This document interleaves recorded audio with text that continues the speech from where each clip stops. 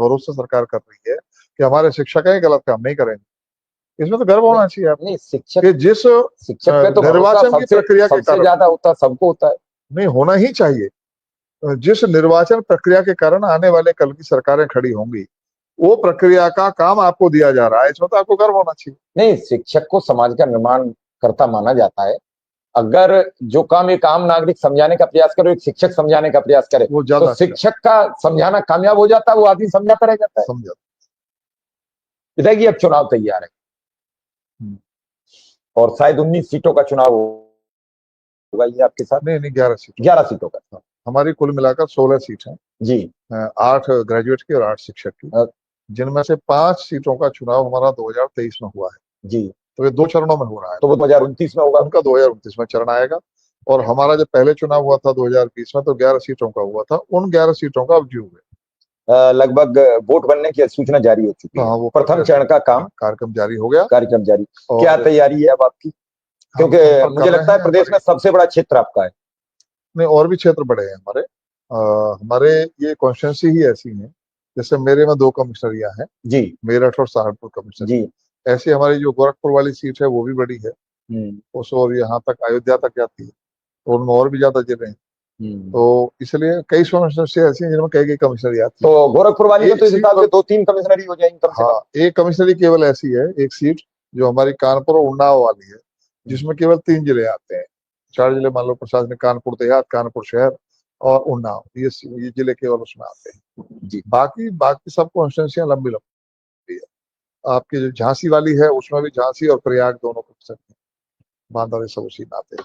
वो भी 3 कमिश्नरी की हो गई, बांदा, हाँ, तो चित्रकूट। अब इस बार ये जरूर है, जैसे जो हमारी वाली सीट है मेरठ और सहारनपुर वाली, मेरठ सहारनपुर कमिश्नरी, इसमें शिक्षक और ग्रेजुएट दोनों सीटों पर चुनाव है एक ही बार में। हाँ, एक साथ है ना।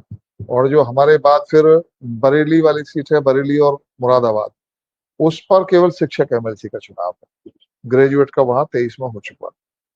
फिर आगे आ जाओ आप इस पे झांसी और प्रयाग वाली सीट पर, वहां भी केवल स्नातक का चुनाव है, शिक्षक का नहीं। शिक्षक का नहीं, शिक्षक का 23 में हो चुका है। अच्छा। और फिर जो बनारस में दोनों सीटों पर चुनाव है, शिक्षक और ग्रेजुएट दोनों पर चुनाव है। और गोरखपुर आगरा। वाली सीट पर केवल स्नातक का चुनाव है, और आगरा। सॉरी स्नातक नहीं, शिक्षक का चुनाव है, स्नातक का 2023 में हो चुका है। जी। और आगरा अलीगढ़ वाली सीट पर दोनों का दोनों का चुनाव, शिक्षक और ग्रेजुएट दोनों। अब आपकी क्या तैयारी? वोट बनने की प्रक्रिया शुरू हो चुकी है? वोट की प्रक्रिया शुरू हो चुकी है, हमारे सब कार्यकर्ता लग गए हैं, पार्टी के सब कार्यकर्ता, नीचे तक सिस्टम बन गया उनका, वो कॉलेज प्रमुख तक बन गए हैं और कॉलेजों तक जा जाकर वो अपना वोट बनवा रहे हैं, संपर्क कर रहे हैं। और शिक्षक भाजपा से खुश हैं, मोदी जी और योगी जी के साथ चलना चाहते हैं, तो वो सब अपना वोट बनवा रहे हैं, रजिस्ट्रेशन करा रहे हैं। इसमें हर बार नए वोट बनते हैं टोटल। हाँ, इसमें जो पहली सूची होती है वो 0 हो जाती है। ये एक तरह से आप उसे वोटर लिस्ट की बजाय पंजीयन सूची है। तो जो मतलब शिक्षक पूरी नई होगी, मतदाता सारे सूची नई पूरी नई। हाँ, इसमें जो शिक्षक अपना विचार देकर अपना प्रतिनिधि विधान परिषद में भेजना चाहते हैं वो पंजीकरण कराते हैं। इसी तरह जो ग्रेजुएट, जो स्नातक हैं, वो अपना विचार देकर भेजना चाहते हैं, तो उसकी शर्त यह है कि जैसे अभी 1 नवंबर 2025 से 3 वर्ष पूर्व जो स्नातक हो चुके हैं जी। वो अपना रजिस्ट्रेशन करा सकते हैं।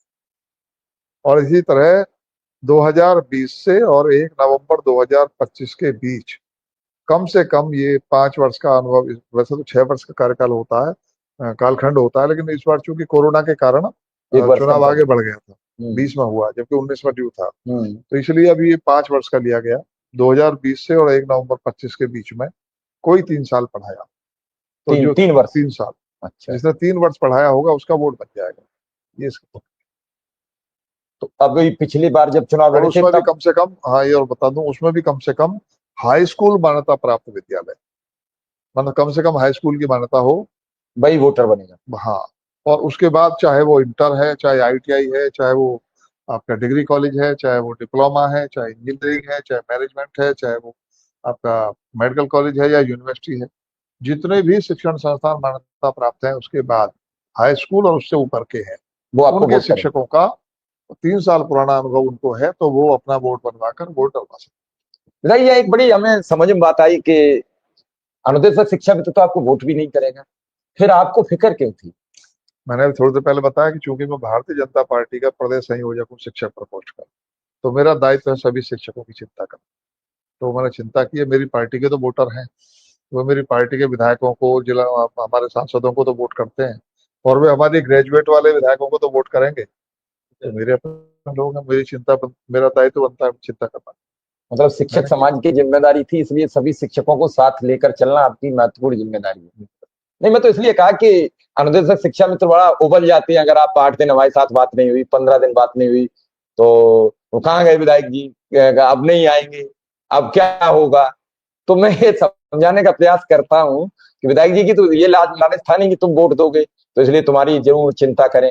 चिंता इस बात के लिए थी कि जब प्रदेश में लगातार 2 बार सत्ता बनती है तो सबके सहयोग से बनती है, और जब तीसरी बार भी जीतेंगे तो सबके सहयोग से जीतेंगे। वो बात अलग है कि सीटें कम हो ज्यादा हो, ये अलग विषय होता है, लेकिन सत्ता में आने के बाद वो चाहे 205 सीटों की सरकार बने और चाहे 300 की, वो बराबरी होती है।